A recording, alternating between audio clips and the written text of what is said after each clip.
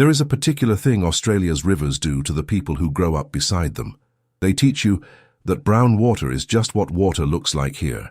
You wade into a swimming hole in Queensland, where the water is the colour of milky tea, and you look down at your feet and see nothing.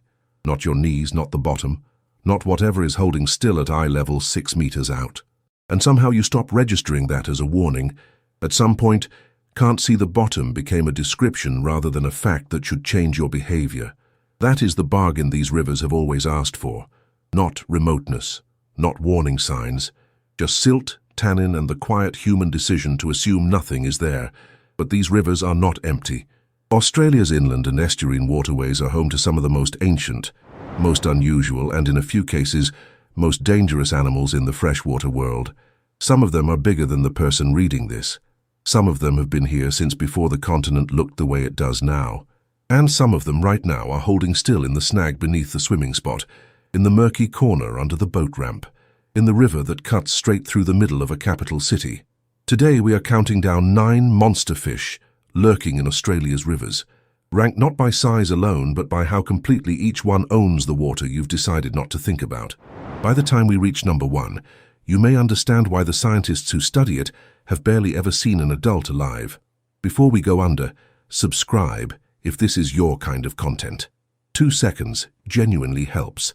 And drop your state in the comments. Rivertown or landlocked? I love seeing how far this reaches. Now let's get in the water. Number 9, the European carp. We begin not with the scariest animal on this list, but with the one that made every other animal harder to see. European carp were introduced to Australia in the 1800s for aquaculture and deliberately stocked into Victorian waterways in the 1960s and 70s. When major floods came, they spread across the Murray-Darling Basin and never stopped.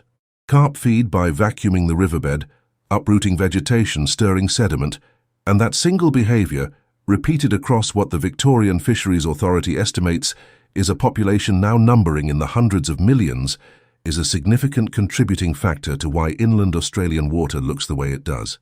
Erosion, flooding and natural sedimentation all play a role, but carp accelerate every one of them. In some stretches of the Murray-Darling, they account for up to 90% of all fish biomass, not 90% of introduced species, 90% of every fish in the water. The individual fish itself can reach 80 centimeters and over 10 kilograms. Not the biggest thing on this list, not the most dangerous. But it earns number 9 for what it represents. The fish that helped make the water blind, then disappeared into the blindness it created. Every other entry here hides inside the murk. The carp built it. Number 8, the barramundi. Now we go under the snag and we stay there. Barramundi are Australia's most iconic freshwater predator, and they are built entirely for patience. They don't chase. They wait, wedged into a fallen tree, pressed against an undercut bank, motionless in a tidal pool that looks like nothing is home, and they take what swims too close to refuse. They reach 1.5 meters and over 40 kilograms. The Australian recreational record, landed in the Northern Territory in 2000, weighed 44.5 kilograms. And here is the biological fact that catches most people off guard. Every barramundi starts life as a male, then transitions to female as it grows. The biggest fish in the best piece of river structure, the one a serious barra angler might spend years trying to locate, is almost certainly female. She got large enough to make the change, then kept growing. What earns barramundi number 8 isn't just size, it's habitat.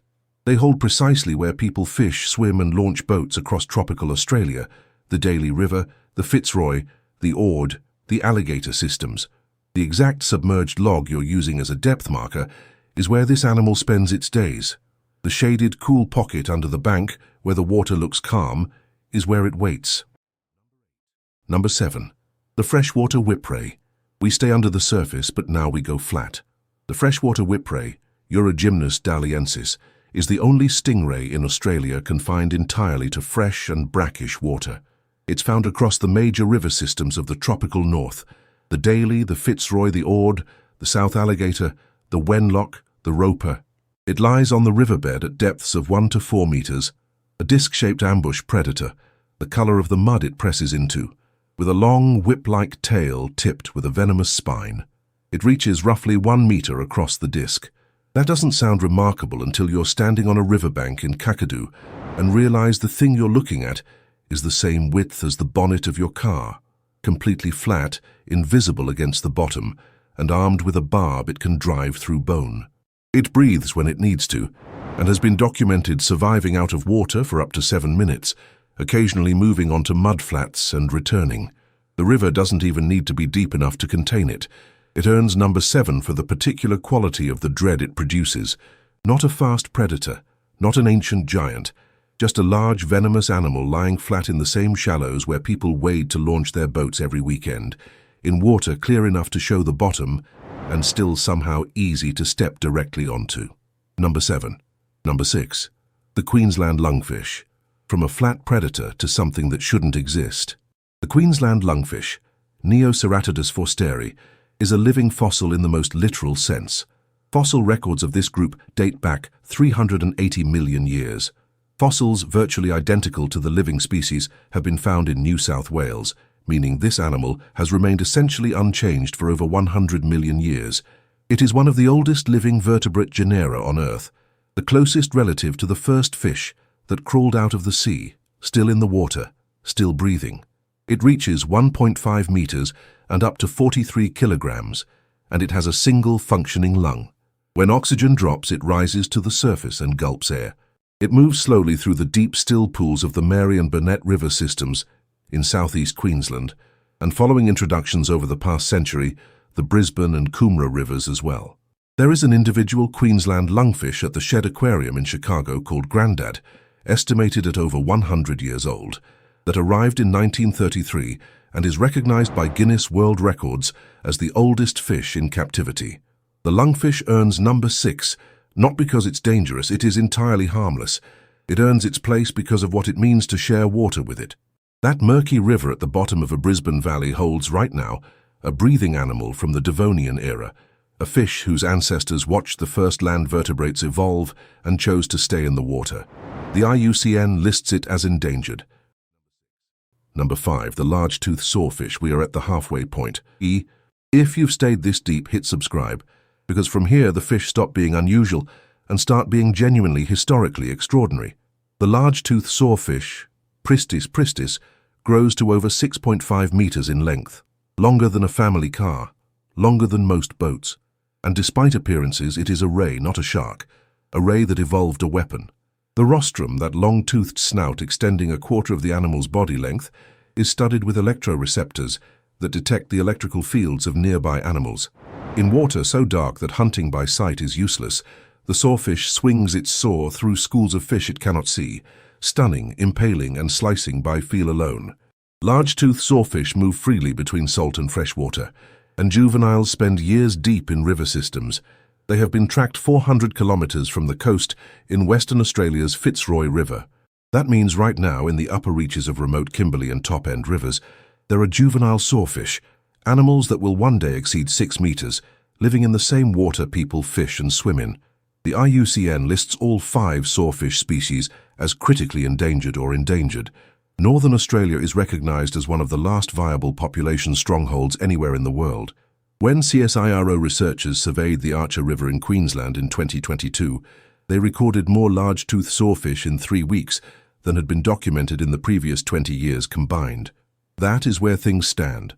A fish the size of a car, on the edge of extinction, holding on in a handful of Australian rivers most Australians have never visited. Number 5. The Murray cod. Now we reach the one that belongs to the river itself. The Murray cod, Maccullochella peelii, is Australia's largest exclusively freshwater fish. For the Ngarrindjeri people of the Lower Murray, it is Pondé, an ancestral being who shaped the river while fleeing through the land, whose body became the Murray and whose severed parts became every other species in it.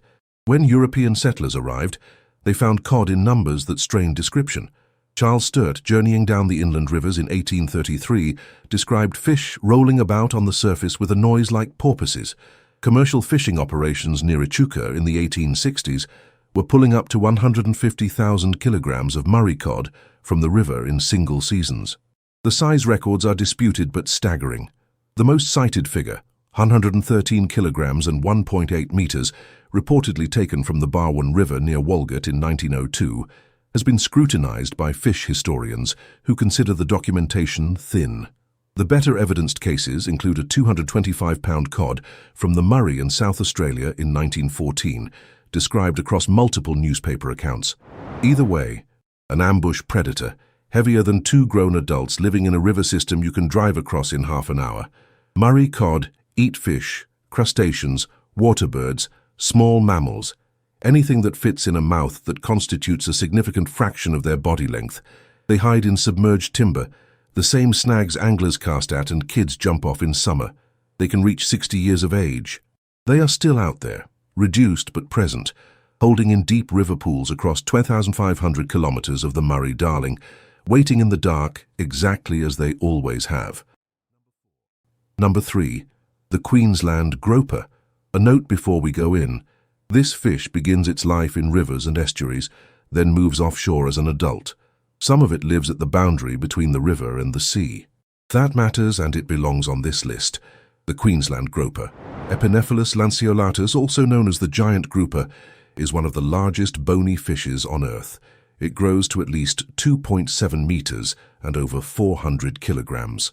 Juveniles, striking animals with irregular black and yellow markings, move through estuaries and the lower tidal reaches of rivers across tropical and subtropical Australia before eventually settling into reef caves and wrecks offshore. But large gropers continue to use estuarine environments well into adulthood, and significant individuals have been caught from shore and from harbour structures across northern Australia. It is an opportunistic ambush predator with a mouth large enough to swallow prey whole. Fish, small sharks, rays, juvenile sea turtles, crustaceans. The Australian Museum notes that the species has been implicated in historical reports of attacks on humans, though no such attacks are well documented or confirmed. It is a protected species under NSW's law. Taking one carries fines of up to $11,000 and the possibility of 3 months in prison. It earns number 3 because it is the fish that stands at the threshold, river system, estuary, open sea, and claims all of it. It was nearly fished out before people understood what they had, and it is now a presence in tidal rivers across the north that most people swimming in those rivers would not believe was real. 2. The bull shark. Now we come to the one that breaks people. Everything on this list so far has at least belonged in Australian water. Number 2 does not belong in rivers. Number 2 is from the ocean and came up the river anyway. The bull shark, Carcharinus leucus, is one of the only sharks on Earth built to leave saltwater and survive indefinitely in fresh water. Specialized kidneys and rectal glands allow it to regulate salt balance across the full range of salinity, from open ocean to pure fresh, and it uses that ability to travel inland in ways no other shark can follow. Australia's documented history with bull sharks in fresh water is not subtle. Estimates suggest several hundred bull sharks inhabit the Brisbane River. During the 2010-11 Queensland floods, one was reportedly seen moving through flooded suburban streets, with others sighted on a main road in Goodna shortly after the flood peak. In one of the stranger documented cases anywhere, 6 bull sharks became trapped in a flooded golf course lake in Brisbane in 1996 and survived there for close to 17 years, an enclosed body of low salinity water with no tidal flow, until the lake was drained in 2013. In Sydney, bull sharks regularly enter the upper reaches of the Parramatta and Lane Cove rivers during warmer months, using mangrove-lined creeks as nursery habitat where larger sharks cannot follow. Of all recorded shark attacks in Sydney Harbour, 53 have been attributed to bull sharks. 28 were fatal. Let's be straight about this, because credibility matters more than a scare. You are not sharing your swimming hole with a population of bull sharks. These are documented individual occurrences in specific locations, not a species massing in every river in the country. What matters is what they establish.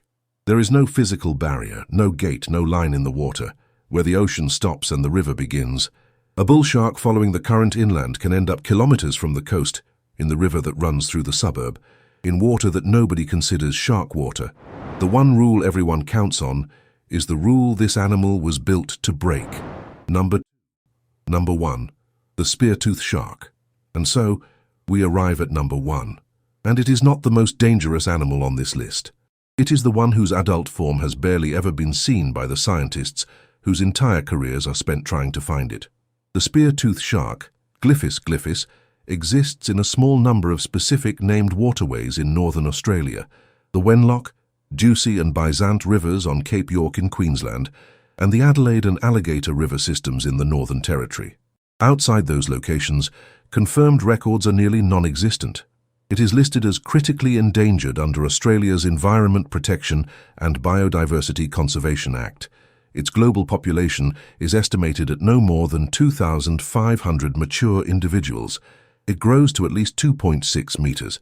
It evolved for near-complete darkness.